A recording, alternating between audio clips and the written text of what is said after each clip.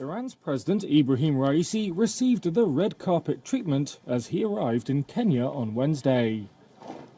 This is his first stop on a three-country African tour that Tehran has touted as a new beginning in relations with the continent. It's also the first official visit by an Iranian president in more than a decade. So what is the trip all about? In 2018, then US President Donald Trump ditched a nuclear pact and reimposed sanctions on Iran. Iran has acted very badly. That prompted a stepping up in Iranian diplomatic outreach to developing nations.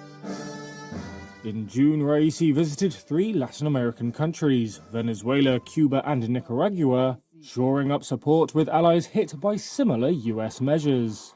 At its core, Raisi's diplomatic mission in Africa is to diversify Iran's economic ties in the face of the crippling sanctions.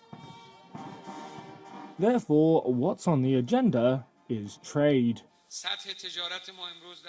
None of us are satisfied with the current volume of trade and the current economic exchange between countries. Iran's foreign ministry has said that it expects trade with African countries to increase to more than $2 billion this year. It did not, however, provide a comparative figure for 2022. As for the details, on Wednesday, Iranian and Kenyan ministers signed 5 memorandums of understanding. They related to information technology, fisheries, livestock products, and investment promotion. Kenya's President William Ruto said he had sought Raisi's commitment to facilitate the export of more Kenyan tea, meat, and other agricultural products to Iran and via Iran to Central Asian countries.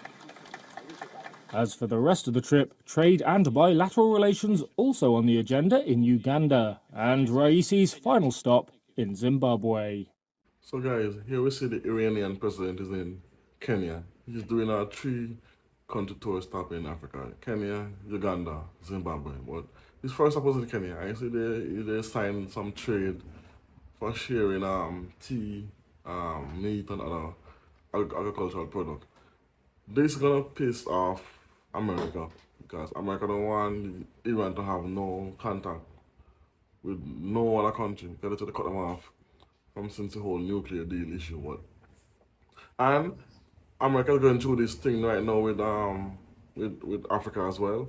So all this entire countries are now coming together, trading each other, and this is gonna put more pressure on the Americans and the American dollar as well, because Kenya is no longer using the American dollar.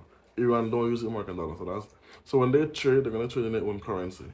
So they're gonna be a big loss, and more and more countries is trading in their own currency. And after years and years of bullying and sanctioning countries, all that is coming to an end. It's no longer viable for them to keep that stranglehold on the world economies and destabilizing countries. So I like this is a good step in the right direction for a trade with Iran, and hopefully we'll see what fruit this will bear, how much the trade will be, how much money they will make with each other.